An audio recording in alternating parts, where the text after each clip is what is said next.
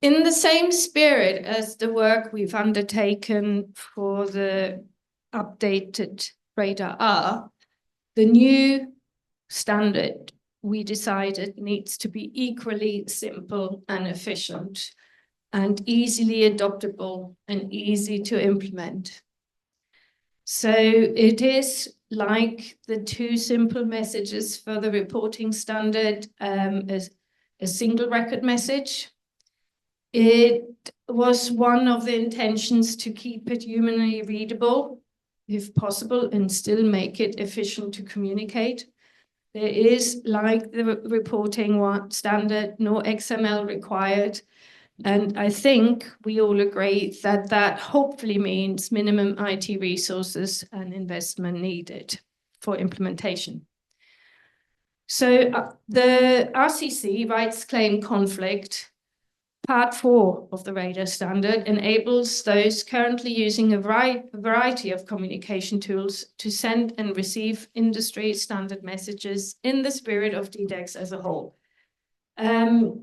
So a lot of the people sitting here in the room are also users of the notification XML standard, but it complements that in some ways and runs in parallel.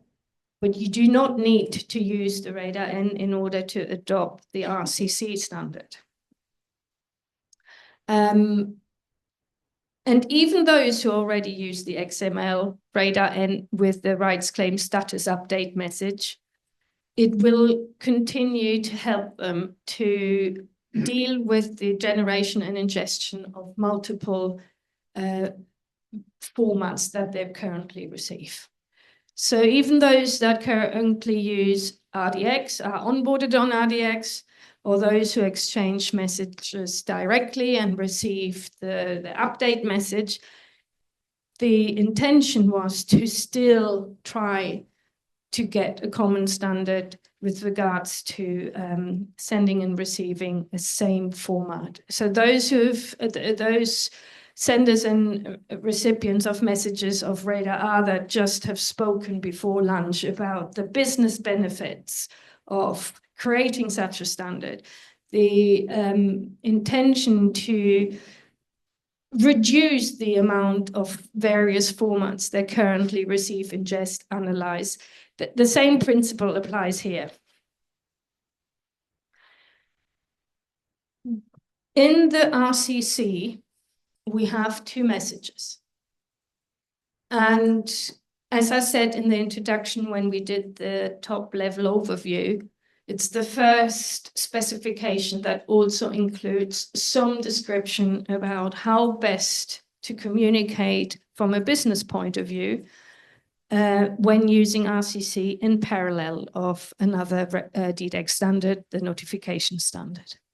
But firstly, we should concentrate on what RCC does. It has got two messages. Very simply, it notifies a rights controller whether one of his or more of his claims are in conflict with other parties. And then it allows that person, entity, party who is in conflict with one or more other parties and entities to then send a response back to the music licensing company with, of course, the intention to then resolve that conflict. What this message allows, although it's a very simple flat file message, again, it has the ability to communicate various messages within the message. You can let the music licensing company know that you would like to update your rights claim. It also can communicate that you have in the past made the wrong claim and you want to revoke it. Something that RC-SUM can't do at the moment is to clearly state and inform the music licensing company that you would like to maintain the claim that you've made in the past. You stand by your word, it's true, was true, is still true. And at the same time, you can let them know that, hang on, I have received your notification. I know I need to look at what I've sent you in the past.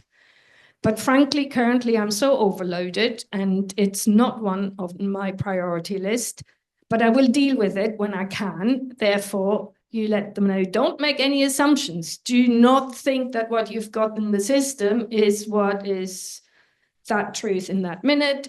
I will look at it and I will let you know whether I want to maintain, update, or revoke my rights claim. So I think it's quite a powerful message because it clearly provides the tools to communicate what should be done. And it is possible to use it in parallel with existing business processes. So this is the slide that was shown this morning.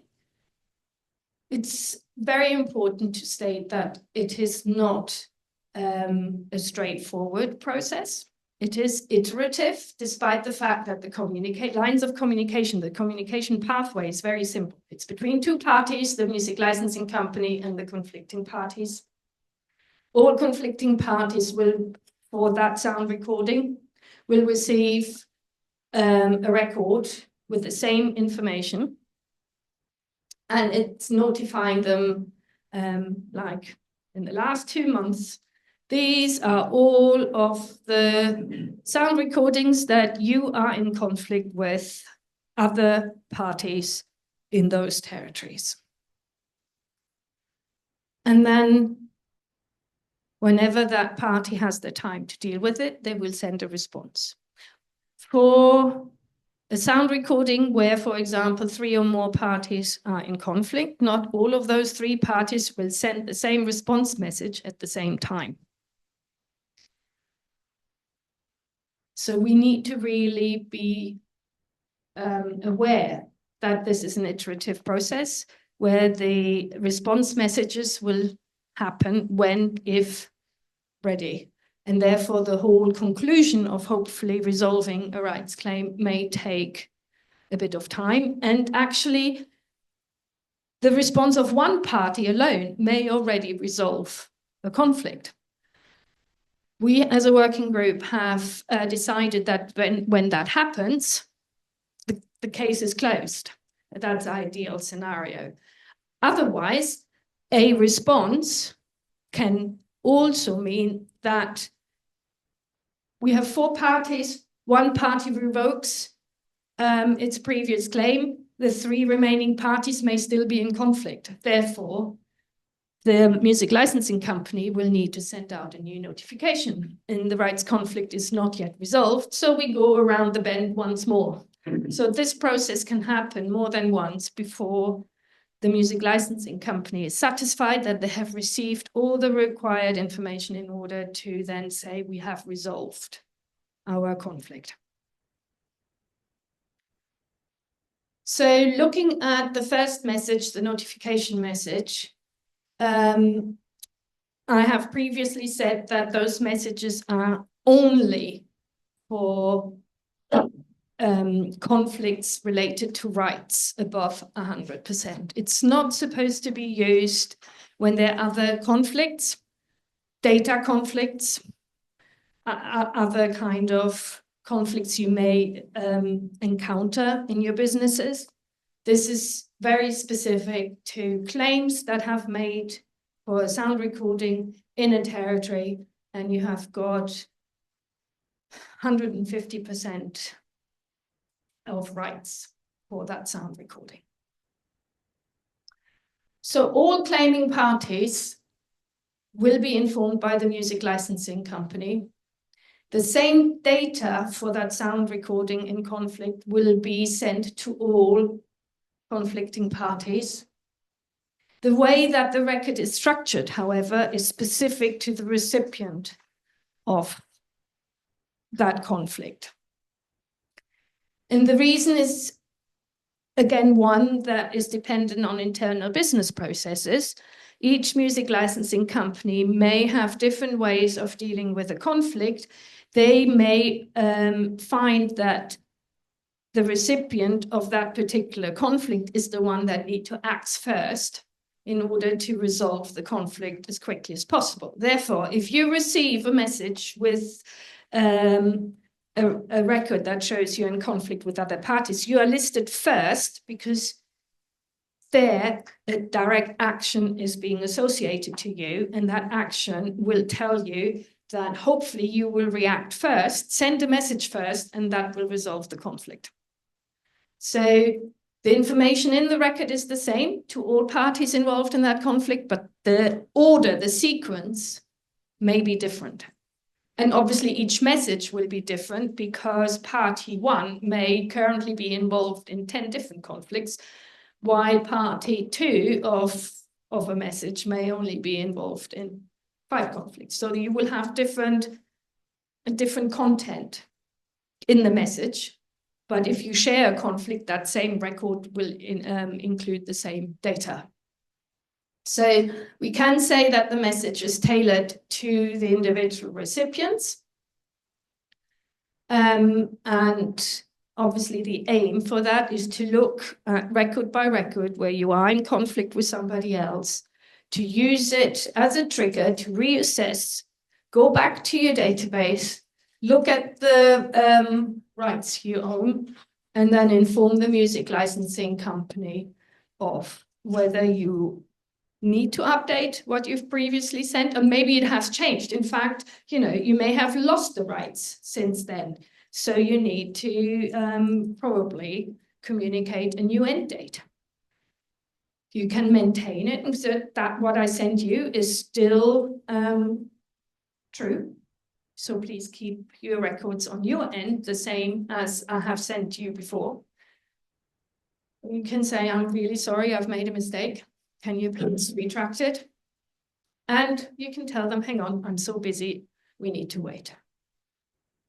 The structure of the record is not dissimilar to what we discussed for the reporting standard, with the exception that obviously there is the flexibility to put the conflicting parties in various orders. And that is quite important to when we go through the way it looks in a minute.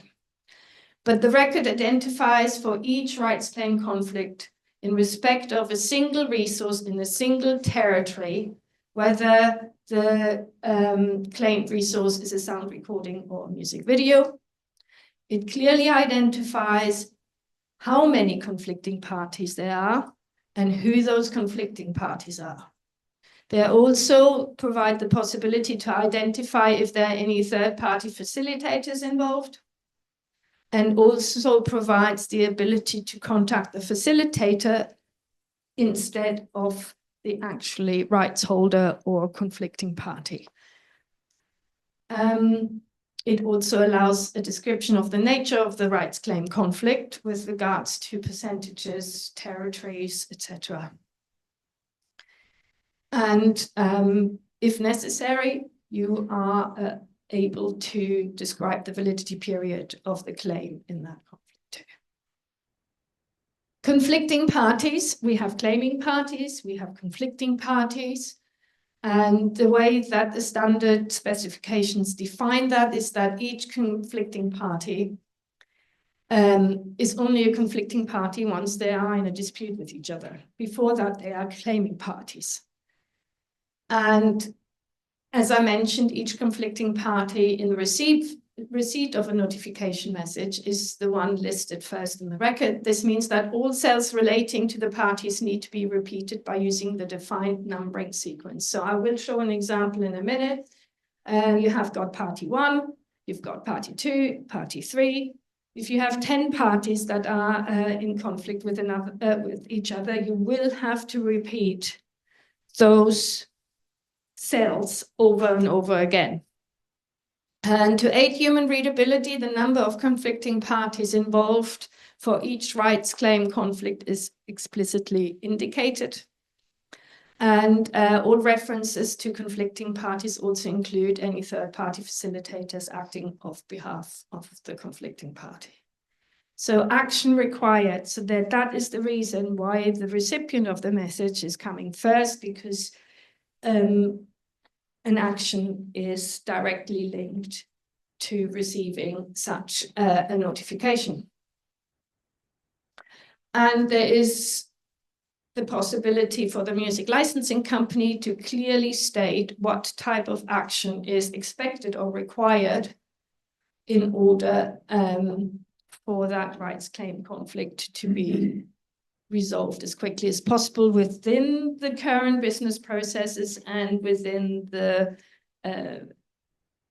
distribution cycle that each music licensing company may keep. So this means that, oh, fantastic spelling mistake. Stefan, you didn't pick up on that one. Okay. Okay.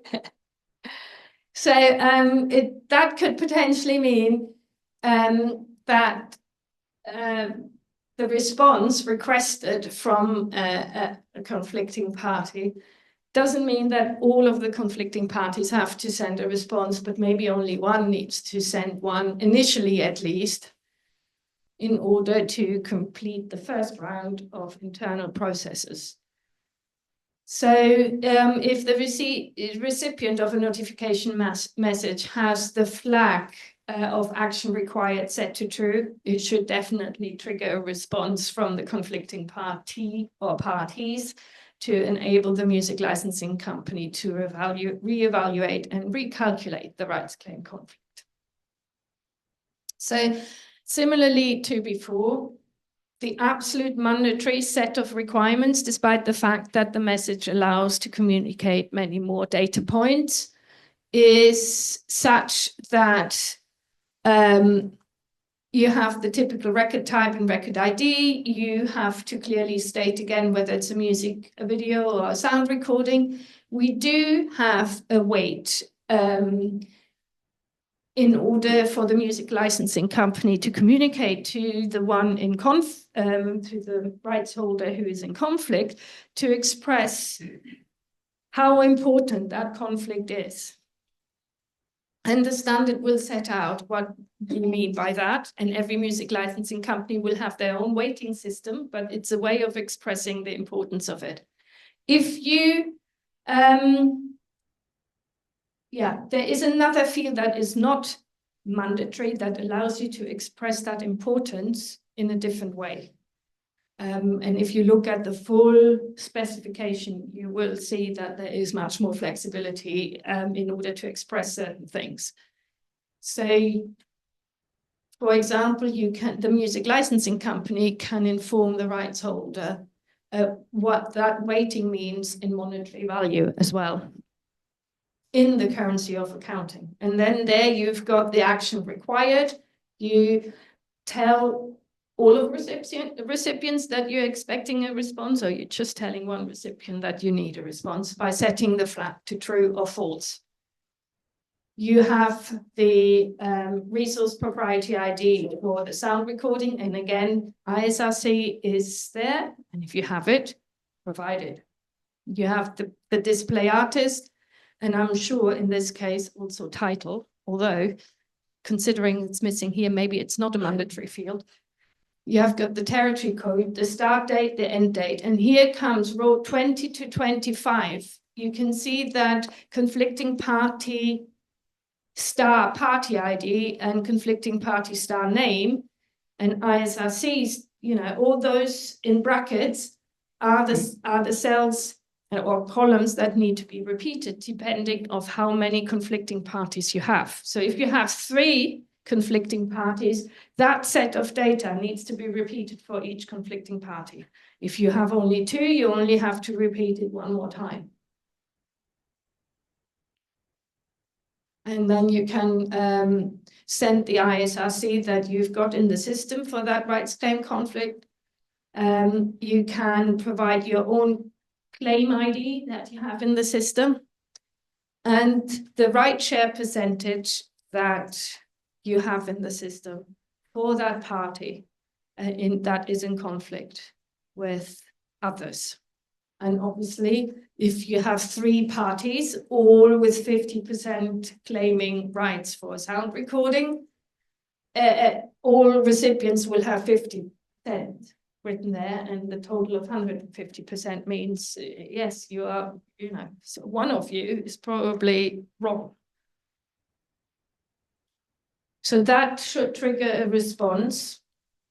If in that example, the party with the excess 50% is telling the music licensing company that was an error and revokes it, then that conflict is being solved. So the specific actions that can be communicated from the conflicting party back to the music licensing company can be done in that response message. And just to give me a little bit of time,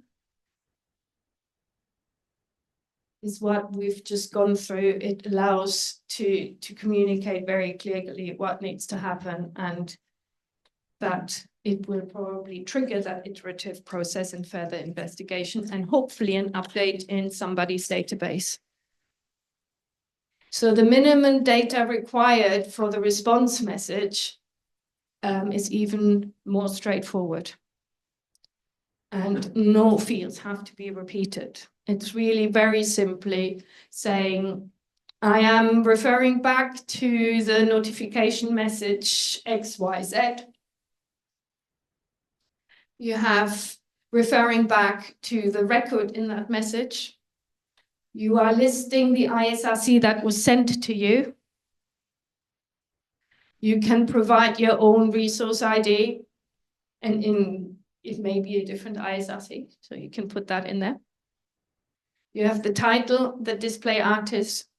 You have your own party ID and party name. You then provide very clearly why you're sending this message and tell the music licensing company what you want to do. In this case, you can see it's maintain. So there's this new allowed value set that we've created in order to match with the update, maintain, revoke, and pending. You are clearly stating in which territory you would like to maintain your claim. And you provide the start date of that claim. And reaffirm, in this instance, the share you claim that you previously have claimed. And I think that is already more or less the overview. We are now able to go through a more complex communication path. But before I do that, are there any questions online or in the room with regards to the very new rights claim conflict message? Thanks. Just one thing that occurs to me, and this may have been discussed and I just wasn't paying attention at a working group meeting, which is quite possible. Using your example of 3 rights holders, each claiming 50%, 2 of whom put in maintain claims or pending because they've got a large workload. The third party revokes their claim, which fixes the issue. Do any or all of the parties then get a message saying this is now resolved? You've got it on your pending list, but you don't need to do anything anymore. No, the working group has decided that no additional message is required in order to tell them that the conflict's been resolved. So if eventually the pending message would be sent, the music licensing company then can act on that directly and saying, look, you know, no update required, it's all being sorted. But to be honest, in that instance, I would think that what would happen in that scenario is that the pending party goes in, sees that they still own 50%. So they have all they do is they send another message to the music licensing company saying, I maintain my claim. And then the MLC says, yeah, we know, because the conflict's been resolved. So I think that the working group felt that it would be too much additional, probably not essential traffic if there was a message going out to all conflicting parties every time a conflict is being resolved. Okay, thanks. Any other questions? Online? No? I like it when it seems to be so clear. I hope it is indeed so easy that we can all implement it. So what the standard is setting out, in addition to really just looking at the individual messages, is what happens if a party also uses Rdr-N, part 2 of the radar standard. And most importantly, one of the messages in that standard, which is the rights claim status update message. However, there are 3 messages in that message suite that is important to mention. It's the declaration of sound recording rights claim message, the rights claim status update message, and the revoke sound recording rights claim message. Because in fact, what happens now if a party wants to update their rights claim using an XML message, they just send a new declaration of sound recording rights claim message. You know, they have sent one half a year ago and they send the same one again, possibly with a different end date. However, the recipient doesn't necessarily know if it's immediately when they're receiving that message, whether it's an update or a new declaration. The rights claim status update message, to some extent, deals with rights conflict. So some of that is being dealt with, not quite in the same way, and as some feedback suggests that there's a bit of information that would make the process easier if it was included in the RC sum as well. And then we have a separate message to do exactly what the response message does. If you previously sent a wrong claim, you can revoke it. So very similar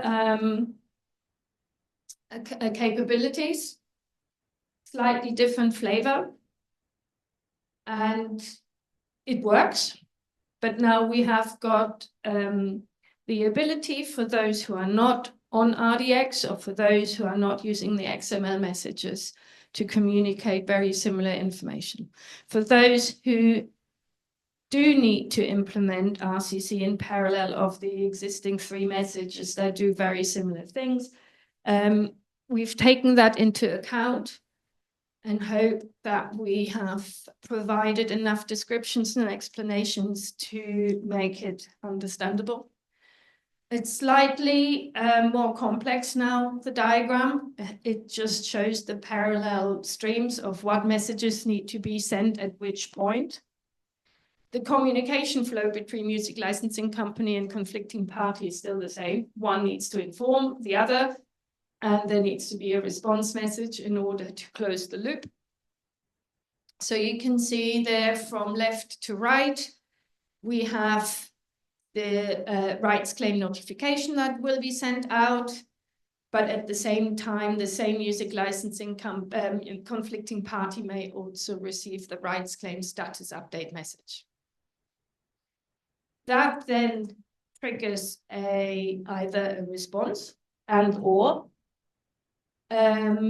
if you wish, a declaration of sound recording rights claim message to update or maintain, or a revoke, but you can't say it's pending. And then hopefully the same process happens internally, that changes will be made on the rights claim, and the conflict hopefully eventually will be resolved. So it's just a choreography that runs in parallel. The XML messages are pretty automated. They're just pushed out and ingested. Very likely, or what is currently taking place is when you see the arrow 1B, there should really be probably 50 various arrows going down that way.